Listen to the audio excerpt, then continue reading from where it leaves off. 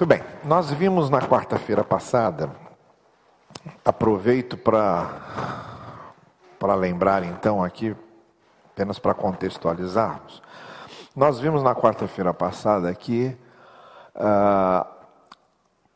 aqueles que vinham do judaísmo e se convertiam à fé cristã, obviamente com um apego muito grande à lei, e vendo a lei como elemento de justificação, né? A mentalidade judaica era que eu posso me auto-justificar diante de Deus, contanto que eu cumpra a lei, as obras da lei.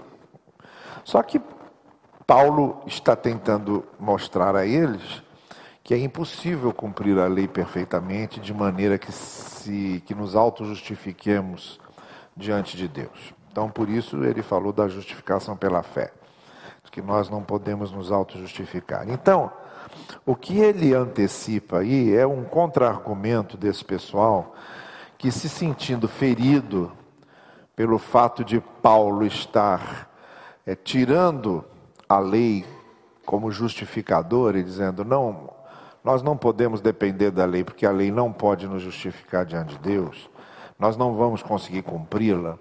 Então ele antecipa um contra-argumento, o pessoal dizendo, bom, se a lei não serve, isso quer dizer que a gente pode pecar à vontade, quanto mais a gente pecar, mais a graça de Deus vai nos abençoar, vai nos perdoar e vai ter misericórdia de nós.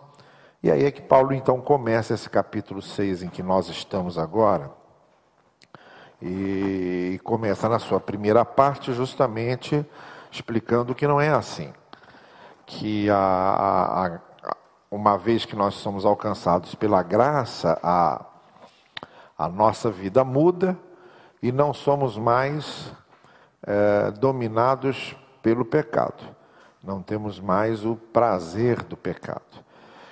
Agora nós vamos continuar o capítulo, nós somos até o versículo 14, e nós vamos continuar agora a partir do versículo 15, Romanos capítulo 6, então a partir do verso 15, em que ele vai continuar nesse argumento, só que aprofundando um pouco mais, e falando sobre esse novo conceito de liberdade, o que é que ele quer dizer com ser livre da lei, estamos livres da lei.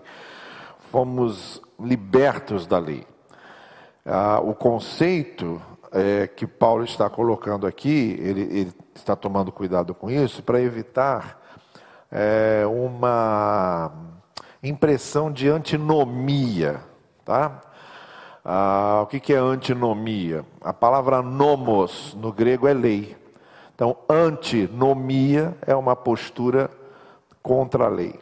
Então, o que ele está dizendo é que ele não está defendendo uma vida contra a lei, que no nosso vocabulário aí mais comum seria uma vida libertina. Quando Paulo fala de liberdade da lei, ele não está falando de uma vida libertina. Então, liberdade não quer dizer libertinagem. É essa diferença que ele vai colocar agora, introduzindo muito especialmente um conceito de liberdade que a gente vai explicar aqui no decorrer da coisa. Porque o que Paulo vai dizer aqui, então, a partir do verso 15, é que nós deixamos de ser escravos do pecado. Pela graça, nós deixamos de ser escravos do pecado, mas nos tornamos escravos da justiça. Isto é, deixamos de ser conduzidos pelo pecado e passamos a ser agora monitorados, assenhoreados, comandados pela justiça. Tá bem? Então, a partir do verso 15, ele diz assim, e então, aí ele volta lá, vejam lá, o primeiro versículo do capítulo 6, diz aí, que diremos então? Continuaremos pecando para que a graça aumente? De maneira nenhuma. Ele volta a mesma retórica no versículo 15. E então, vamos pecar porque não estamos debaixo da lei, mas debaixo da graça? Aí ele volta a usar a mesma expressão, que é a expressão de maneira nenhuma, que eu já expliquei aqui na quarta-feira passada, que essa expressão na língua grega tem a força de dizer, nem pensem nisso, totalmente fora de cogitação. é o tipo de argumentação que não se usa, não tem como. É irracional, é ilógico vocês pensarem dessa forma. Então ele volta à questão. Nós vamos pecar porque não estamos debaixo da lei, isto é, a lei já não nos serve, então a gente pode fazer o que quer? De maneira nenhuma. Então aí ele começa a argumentar. Não sabem que quando vocês se oferecem a alguém para lhe obedecer como escravos, tornam-se escravos daquele a quem obedecem? Escravos do pecado que leva à morte ou da obediência que leva à justiça? Então, o que ele está colocando, o que eu estou falando é uma questão de escravidão. Quando vocês falam em viver no pecado, vocês não estão falando em liberdade para poder pecar, vocês estão falando em escravidão. Porque quem peca não está usufruindo sua liberdade, na verdade, é refém de uma escravidão. Isso faz com que a gente se lembre do Senhor Jesus Cristo dizendo que todo aquele que peca é escravo do pecado. Entretanto, quem crê no Filho do Homem será livre. O Filho do Homem veio para libertar do pecado. Então, normalmente, não é assim que as pessoas pensam. Eu sou livre para fazer o que eu quero. Normalmente, essa expressão é usada por pessoas que não têm uma vida lá muito regrada. E para evitar críticas, elas dizem, eu faço do meu corpo o que eu quero. O corpo é meu, eu faço do meu corpo o que eu quero. Ou então, eu tomo as decisões e uma coisa meio mal criada, do tipo assim, você não paga minhas contas, então não se mete na minha vida, coisa do tipo. O que está por trás de tudo isso é a ideia de que eu sou livre para fazer o que me dá na telha. E é essa a ideia que Paulo está dizendo. Não, esse não é liberdade. Esse envolvimento com uma vida dissoluta, libertina, não é liberdade. A pessoa pensa que é livre fazendo essas coisas, mas pelo contrário, ela é escrava. Uma mulher que resolve usar o seu corpo para prostituição, ela pode dizer que é livre para usar o corpo dela do jeito que ela quiser, mas no conceito de Paulo, ela é escrava de uma condição de promiscuidade, de indignação, de indignidade. É escrava de algo que a torna menos humana, menos digna, embora ela pense que é liberdade o que ela está vivendo. Da mesma forma, uma pessoa que pensa que é livre para poder se viciar da maneira como quiser, outra vez, ela não é livre, ela faz com que o seu corpo seja escravo do vício. Ela é mais refém do que nunca, porque ela é escrava de algo que a domina. Então, esse conceito de ser escravo do pecado é que Paulo está deixando muito claro. Quando vocês dizem, então não tem lei, nós podemos pecar, se tem a graça para perdoar, vamos pecar, e vocês pensam que isso é liberdade, não. Isso é escravidão. Vocês não sabem que quando vocês oferecem o corpo de vocês para ser usado por alguém, por um senhor, né? Então você tem um senhor, então ele é dono do seu corpo. O homem, quando compra um escravo, ele é dono do corpo do escravo. O escravo tem que fazer o que ele manda. Não é? O escravo vive em função do que o seu senhor quer. Então Paulo está dizendo, o senhor de vocês é o pecado, e o corpo de vocês está sendo usado para o pecado. Isso não é liberdade, isso é escravidão. Da mesma forma como a obediência à justiça leva... A obediência leva à justiça. Assim como eu, desobedecendo a Deus, os preceitos de Deus, a lei de Deus, eu estou pecando e sou escravo do pecado, obedecendo a Deus e obedecendo os preceitos de Deus, eu estou sendo conduzido à justiça. Mas graças a Deus, diz Paulo, porque, embora vocês tenham sido escravos do pecado, passaram, agora veja bem essa expressão, passaram a obedecer de coração à forma de ensino que lhes foi transmitida. Então vejam que a figura não é perfeita. Quando Paulo diz assim, vocês deixam de ser escravos do pecado para serem escravos da justiça, a figura não é perfeita. Ela vem com uma certa imperfeição. Porque quando a gente pensa em escravo, a gente pensa que a pessoa está fazendo de forma obrigada. Mas Paulo faz uma distinção. O escravo do pecado, sim, ele faz aquilo porque é refém de uma condição. Agora, quando nós somos tornados escravos da justiça, tem uma diferença. E a diferença é que nós passamos a obedecer não por coação, não por obrigação, mas passamos a obedecer de coração o ensino da palavra. A diferença é que a escravidão do pecado, ela é um domínio. Mas a escravidão da justiça, isto é, obedecer à justiça, não é um domínio, mas é uma submissão voluntária. E isso é a graça que faz. Isso acontece na regeneração. A pessoa, quando nasce de novo, ela começa a fazer as coisas certas com prazer. Ela faz não porque está sendo coagida a fazer. E aí a gente tem, talvez, o que mais se aproxima do conceito de ética de Immanuel Kant, que é considerado um dos filósofos que melhor trabalhou o conceito de ética, quando Immanuel Kant mostra que o que é ético, nós não fazemos porque não temos alternativa. O que é ético é fazemos apesar das alternativas que temos ao contrário daquilo. É uma escolha voluntária por fazer o que é certo, não em função de qualquer outra coisa, mas pelo simples motivo daquilo ser certo. Por exemplo, para Kant não é ético você passar com seu carro na velocidade de 40 km por hora num pardal por medo de ser multado. Se você disser, olha, mas eu estou agindo certo, eu estou a 40 quilômetros e o pardal não vai me multar. Aí Kant perguntaria a você, e se tirar o pardal?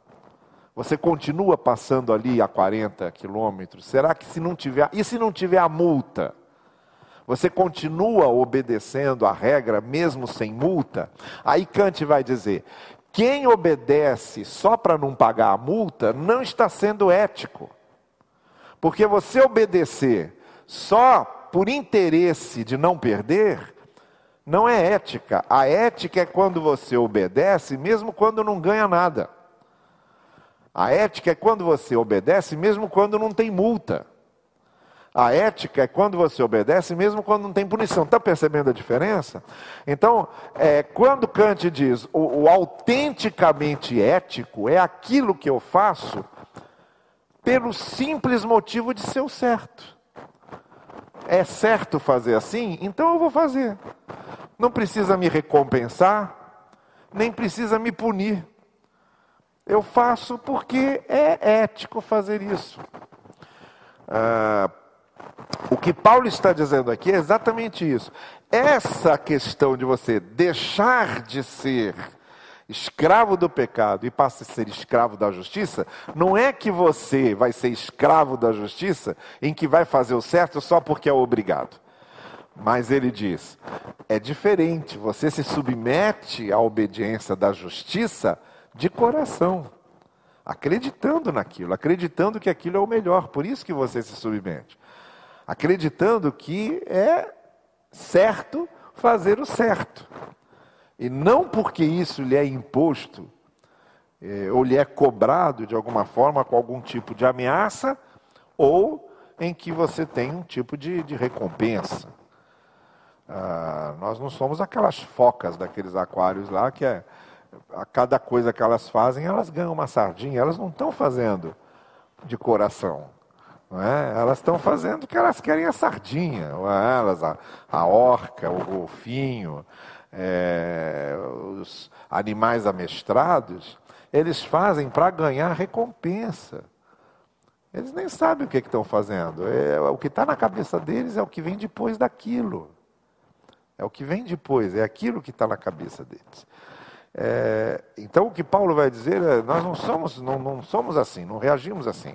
A obediência à justiça é uma obediência voluntária de coração. Nós somos escravos da justiça, não porque somos obrigados, mas porque queremos, isto é, obedecemos à justiça agora, em vez de obedecermos o pecado. É isso que ele vai dizer no verso 18, quando ele diz assim: vocês foram libertados do pecado e tornaram-se agora escravos da justiça. Deixa eu ainda complementar essa ideia de Paulo quando ele fala disso. Qual é esse novo conceito de liberdade que Paulo então está imprimindo aí? Quando normalmente eu penso em liberdade, eu penso na maneira de que eu estou livre para fazer o que eu quero. Eu sou livre para fazer o que eu desejo, para dar asas aos meus desejos. E para transformar qualquer desejo meu numa ação concreta. Agora, quando Paulo pensa nesse novo conceito de liberdade, de somos livres do pecado e escravos da justiça, ele está pensando no seguinte: depois da queda, e aí a gente volta a um conceito de Paulo lá do começo de Romanos, quando ele fala da queda dos gentios, da queda dos judeus, ele diz: está todo mundo perdido. O conceito de queda é o seguinte: depois da queda, o ser humano não é totalmente livre, em maneira nenhuma. Ele vai ser sempre escravo de alguém. Depois da queda, ou ele vai ser escravo do pecado, fazendo o que o pecado impõe para que ele faça, ou ele vai ser tutoriado, monitorado pelo Evangelho. Estão entendendo? Vamos ver se eu consigo ilustrar isso. A ideia é de que, depois da queda, nós perdemos a nossa capacidade de sermos livres no sentido mais abrangente da palavra. O que é que caracteriza uma pessoa essencialmente livre? Quando ela tem plena consciência para tomar decisões e quando ela toma essas decisões sem qualquer influência de nada. Bem, o que Paulo está dizendo é que essa condição nós perdemos na queda. As nossas decisões antes da nossa conversão, elas são tomadas no domínio do pecado. O ser caído não tem livre-arbítrio para dizer que não pode pecar. Ele nunca não pode pecar. Ele vai pecar. Ele não tem esse livre-arbítrio. Ele teoricamente pode achar que não vai pecar, mas acaba pecando. Não há nenhum ser humano que não consiga pecar. Então a raça humana está toda debaixo do pecado. Então Paulo tem essa ideia de queda. A queda nos tornou incapazes de não pecarmos. Então nós somos escravos do pecado. Nós somos incapazes de ser perfeitos. Então nós somos escravos do pecado. Agora, quando nós nascemos de novo, nós deixamos de ser tutoriados pelo pecado e passamos agora a ser tutoriados pelo Evangelho. Por quê? Porque se nós não formos tutoriados pelo Evangelho, nós voltaremos a ser tutoriados pelo pecado. Porque nós não temos mais essa condição de vivermos sem a influência do pecado por causa da nossa natureza pecaminosa. Então, o que Paulo diz é, vocês vão escolher, lá na frente ele vai dizer isso, vocês vão escolher o que dá os melhores frutos. O que dá os melhores frutos? Ser escravo do pecado ou ser escravo da justiça? Ser tutoriado pelo pecado ou ser tutoriado pelo Evangelho? É como aquele texto em que Jesus Cristo, vocês se lembram, um texto de Mateus, quando Jesus Cristo expulsa o demônio de um endemoniado, e diz aos discípulos assim: agora é necessário que ele se encha do Evangelho, que ele ore, jejue, se encha da palavra. Por quê?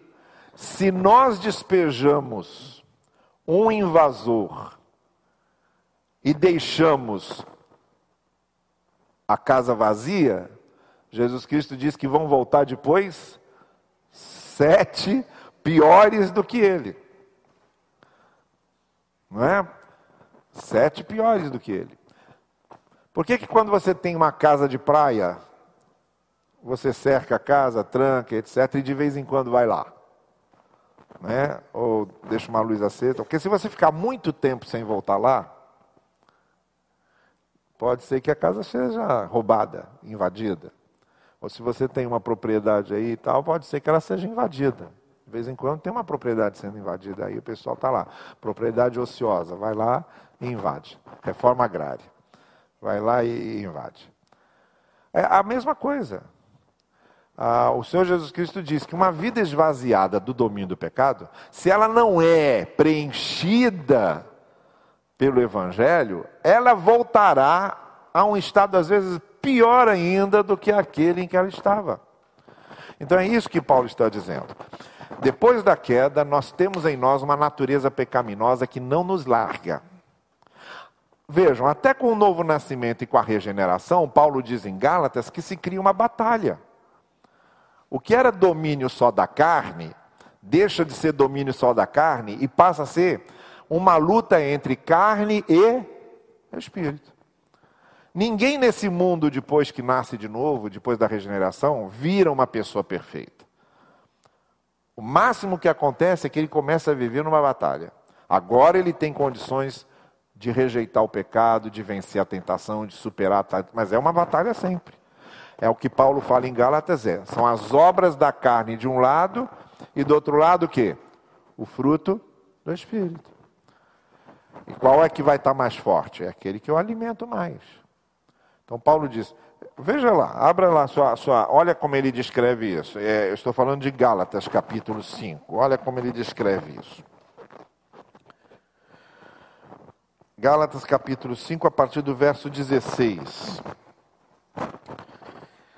Ele diz assim, por isso digo, vejam lá, vivam pelo Espírito e de modo nenhum satisfarão os desejos da carne.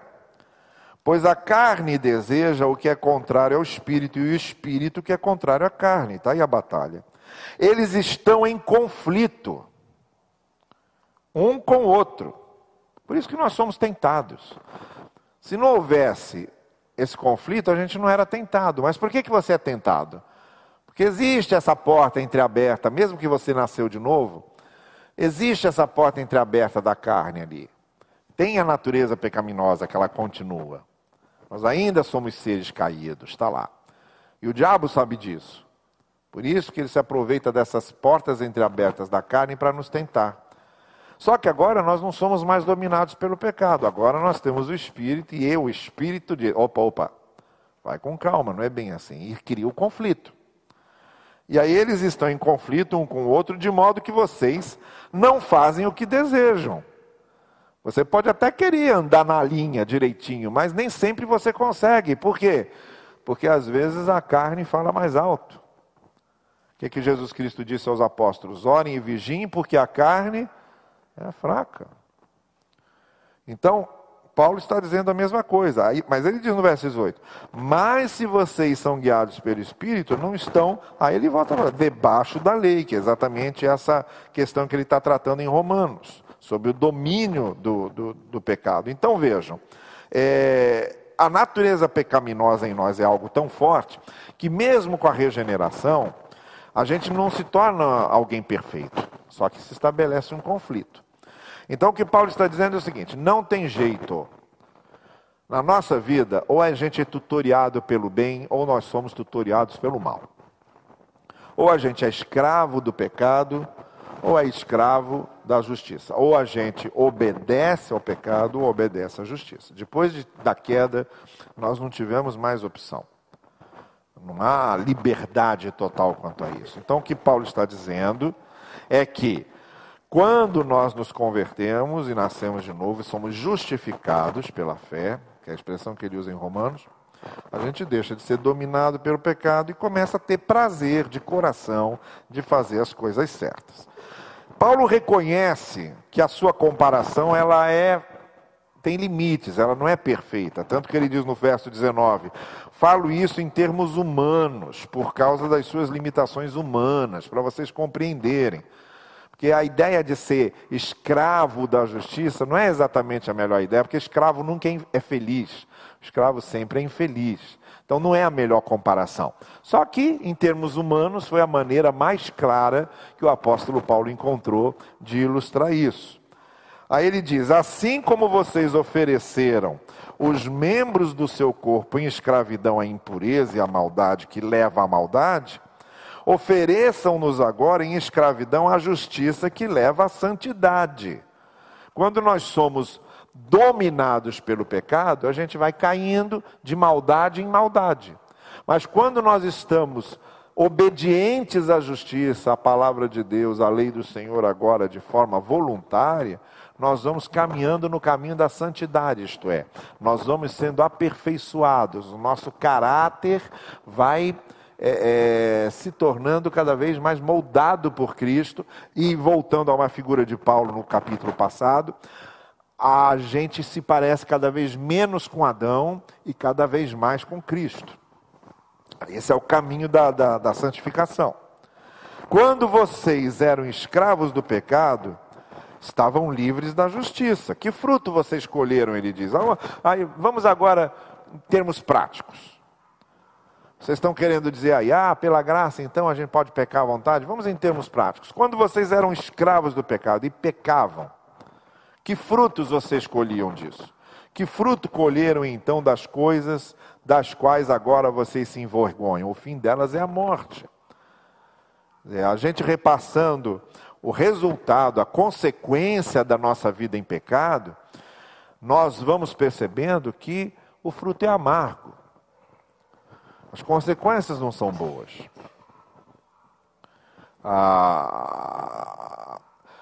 Eu estava conversando agora há pouco com o Gilberto ali fora, estava falando, hoje a situação do Eduardo Cunha está cada vez pior. Hoje o Supremo acabou de aceitar outro processo contra ele, entendendo que realmente ele tem contas no exterior, e mais, tirou a mulher e a filha do Supremo e mandou lá para Curitiba para serem julgadas lá pelo como é o nome do juiz? Do Sérgio Moro. Então eu falei, aquela mulher hoje deve estar quebrando todos os copos que tem dentro daquela casa. E o Eduardo Cunha vai ter uma noite com os leões, porque esses caras fazem apronto, mas quando atinge a família deles, eles ficam desnorteados. Agora, é a consequência.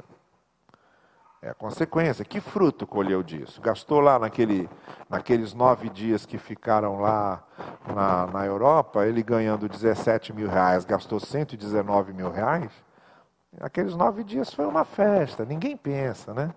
Tem que estar aproveitando o presente, está lá, desfrutando e tal e coisa. Agora vem a conta para pagar. Vai preso. Vai acabar preso, porque não tem conta. Tem mais um processo ainda que é capaz de... São 3 processos. Vai preso. Então, o que Paulo está dizendo isso é, quando a gente está no domínio do pecado, qual é o fruto? Qual é o fruto? O fruto leva à morte. Qual é a vantagem? Vocês estão querendo adotar uma vida cujo final é a morte, é a amargura? Qual é o fruto? Aí ele diz, e agora...